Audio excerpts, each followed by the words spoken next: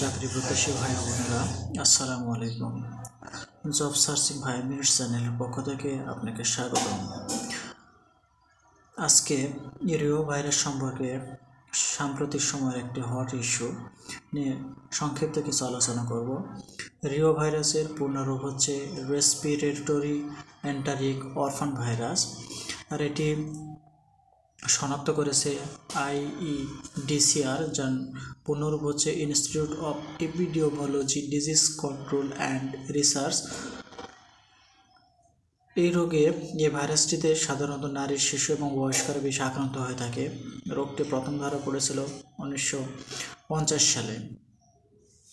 আর এই রোগের লক্ষণ হচ্ছে হাসি, কাশি এবং এটা পানির মাধ্যমে ছড়াই থাকে। লক্ষণ হচ্ছে ডায়রিয়া হয়, জ্বর হয়, বমি বমি ভাব থাকে, পেট ব্যথা করে, দুর্বলতা এবং ক্লান্তি। এই ভাইরাসের টিকাও আবিষ্কৃত হয়েছে। এই টিকা সাধারণত শিশুদের দেওয়া হয়ে থাকে, যার নাম হচ্ছে রিও ভাইরাস ভ্যাকসিন। মারাত্মক পর্যায়ে নিউমোনিয়া এবং মস্তিষ্কের প্রদাহ দেখা দিতে পারে।